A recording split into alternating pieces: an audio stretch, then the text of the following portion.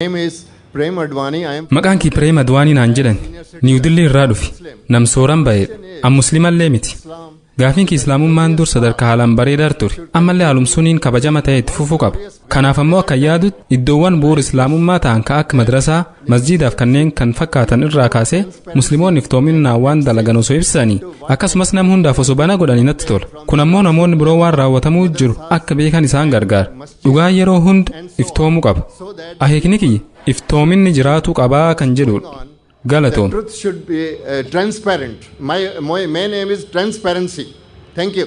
But that's a very good question. Before you answer the question, obboleessi gaafii gaarii gaafate gaafii isaa deebisuun duratti gaafii obboleettiin teenyeessa dura gaafatte irratti xiqqoobsa dabaluun barbaada. Isin gaafiilee hanga sadii gaafattee turte.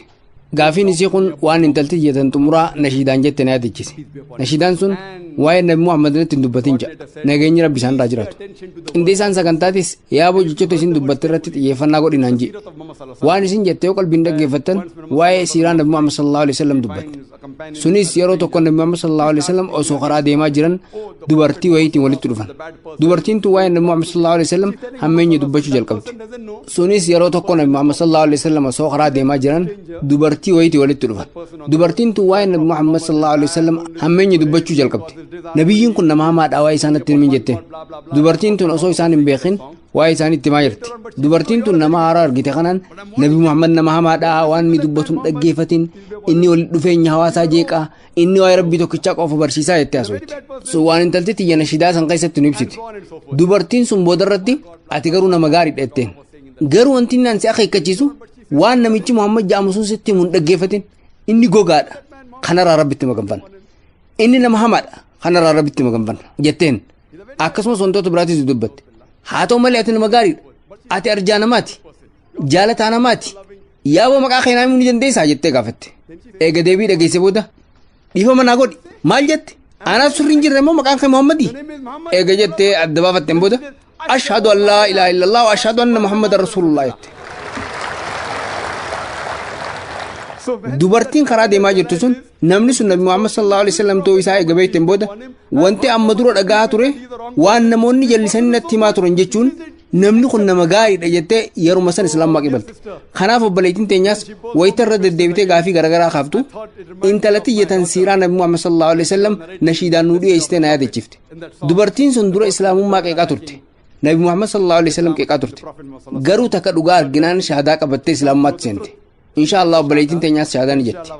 Rabbi onnee isii akka banuuf isa kadha. and I really ask Allah subhanahu to open a heart. Our dear brother here asked a very good question. Obboleessa keenya gaafii gaarii gaafate. Islaamummaan duraan sadarkaa bareedaa irra akka ture amanee jira. Garuu amma iftoominni jiraachuu qaba jee. Keessattuu madrasaa keessatti jee. Eenyutu jiraatuun qabu jee. Ani dubbii tanarratti si waliin jira. Anguutumaan guututti dubbii tanarratti si waliin jira. Namni iftoominni jiraatuun qabu jee eenyu. An namoonni musliman ta'in dhufanii madrasaa kanatti akka baratan barbaada. Obboleessa. An miidiyaaleen dhimma madrasaa irratti waan haasawan ni beeka. Miidiyaaleen wayita gabaasan madrasaan mana barumsa shororkeessitootaati jedhan. Obboleessa tana miidiyaatu jee. Sii miti. Akka afaan Arabaatti madrasaa jechuun iddoo darsii jechuudha. Akka yuunivarsiitii jechuudha. Mana barumsaa jiwaame, kolleejii jiwaame, yookaan yuunivarsiitii jiwaame. Garuu miidiyaan haala addaatiin waa'ee madrasaa gabaasa. Yoo madrasaa seentee shororkeessaa taata jaan. Kun fakkii miidiyaan bocu. Sii miti. Awwanti gaafachuu barbaadu namni ilma namaa hedduu fixuun sadarkaa duraarra jiru Hitler. Inni madrasaa kamitti barate? Madrasaa kami? Where did he go to? Which madrasa? Which madrasa he went to? Madrasaa kami? Waan maafii ajaa'uun beektaa? Isaan warra Itaalii irraa kaasee addunyaa guutuu keessa hashiisha adda addaa olii gatuuf. Warra hashiisha daldaalu kana warra gurguddaa ja'aman kan amma mana hidhaa jiran dhayxee waa'ee isaanii osoo qoratte san keessaa nama meeqaatu madrasaa dhaqeessa fakkaata? Meeqa? Xiqqoo. Xiqqoo sunuu tarii yoo parsantii lama ta'e hedduun isaanii warra yuunivarsiitii seenanii baratan. Yuunivarsiitii kam? Yuunivarsiitii ammayyaa mana barumsaa fi kolleejjiitti warra baratan. Kanaafuu ammanni barumsaa cufamuu qaba jechuu qaba. Kolleejjiin barsiisota BA, BCom, BSc cufaa jechuu hin danda'a? Hin danda'u. Sababni isaa anu mana barumsaa kanneen ittiin baradhe. Manni barumsaa kunniin hashiisha daldaluu qabdan jaaniin barsiisne. Faallaa biyyateetii deemuu qabda jaaniin barsiisne. Warri kun mana barumsaa sanitti baratanii jiru ta'a. haa ta'u malee isaan warra mana barumsaa san keessatti barate keessaa uummataa mala. Kanaafuu Hitlerillee mana barumsaa ammayyaatti baratee jira ta'a.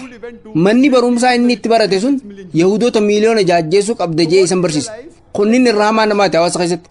Biyya tana keessatti waggaan namoonni kumaatamaan lakkaa'aman madarsaa keessaa eebbifamanii bahuu isaanii beektu. Nadwaarraa, Dayubaandirraa kanneen kumaatamaan lakkaa'amantu baha. Eegasuu namoonni kunniin hundi nama ajjeesu jettanii yaaddu lakki miidiyaatu fakkisan nuuf bocaa jira.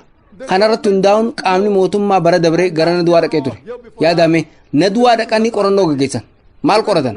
Almiyaa Nadwii rahimahullah hayyee kottaati qoradhaa jeen. Maal argatarree? Humaa. Laala tarii yeroo dheeraa keessatti al tokko dhibba keessaa akka carraa tokko 100,000 keessaa nama tokko miiliyoona keessaa nama tokko arguu dandeessan. Tarii namni tokko eega madarsaa keessatti barateen booda karaa irraa maqu mala. San jechuun madarasaan waan sanni barsiise jechuu miti. Haa ta'u malee namoota mana barumsaa ammayyaatti, kolleejjiitti, yuunivarsiitiitti baratanii bakka digirii BA, BCom, Engineering, Doktoreetiin itti kennamurraa warra bahantu parsantii hedduun dalagaa fokkotaa fi hamtuu irratti hirmaata. Kanaafuu obboleessa iftoominaan wal qabatee anilleen siin deeggara. Madarasaan tokkolleen kan dhuftee ilaaluu hin dandeessu iyyuu hin jiraatu. Barumsa keenya nama hundaaf banaadha. Mana barumsaa keenyatti maasha Allah amantiilee wal bira qabu barsiisa. Barattoonni kiyya kan mana barumsaa kiyyatti baratan waa'ee hinduuzimii hanga hinduun avareejiin yookaan jiddu jireessi beeku caalaa beeku. Waa'ee kiristaanummaa hanga kiristaanni avareejiin beeku caalaa beeku. Waa'ee islaamummaattis hanga musliimoonni avareejiin beekan caalaa beeku. Sababni isaa nuti hundaafuu xiyyeeffannaa walqixa kennina. Kanaafuu iftoominaan wal qabatee anis siin walii gala. Si waliin jira. Namni tokkolleen kan dhuftee qorachuu hin dandeessu hin jiru. Kottu garuu qeequuf hin dhufin. Ilaalchisummaa waan negatiif qabattee hin dhufin. Qalbii teebaniiti kottu. Tarii achitti qajeelummaa argachuu keetuun beektu. Dhugaa argachuu dandeessa. Hayyoo baleessa.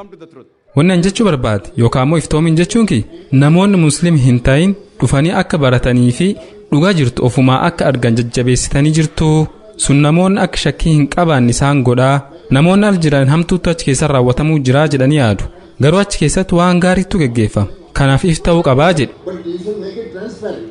Brother asked a very good question. Obboleessi waan gaarii gaafate. Namoonni musliiman ta'in dhufanii akka barataniif banaa godhuu qabdu jedhe. Obboleessi. Carraa duraasii fi ilmaan keetiif kenna. Garaa irreef kottu. Waamicha duraasiif godha. Argitanii Islamic Research Foundation mana kitaabaa qaba. Yoo xiqqaate manneen kitaabaa Indiyaa keessa jiran keessaa kitaabban amantii garaagaraa qabaachuudhaan manni kitaaba badhaadhee jiraate keenya kana. Nuti macaafa Baayibil garaagaraa kan gosa 200 ta'u qabna. Maxxansa macaafaa kan garaagaraa 50 qabna. Hiikaa Baduwat Giitaa qofa kan 50 ol ta'u qabna. Hiikaa Veedaa hedduu qabna. Hiikaa Rigveed, Yajurveed, Atarvaaveed ni qabna. Tarii kitaabban kanneen manneen kitaaba mootummaa keessatti hin argitu ta'a. Tarii mana barumsaa keessan keessatti hin argitu ta'a. Nuti ni jajjabeessina. Qoradhaatii gara dhugaa kottaa. Waa'ee namoota biroo dhiisa. Ana feerraa duraasii fi ijoollee teetiif kennee jira. Tikeeta xayyaaraatis si qabala. Tola baratta. Free. Garaa irreef kottu. Harka banneessi manna. Qoradhu. Yoo san inshaallah waliin taanee dhugaa arganna. Maayikiraafoonitti dhiyaadhu. Yaadan si dhiyees karaa sirriin naa hubachuu kan keetiif si galateeffatu barbaada. Akkasuma mallee carraa naaf kennamellee ni fuudha. Sun gaariidha. Inshaallah artiikil si erga.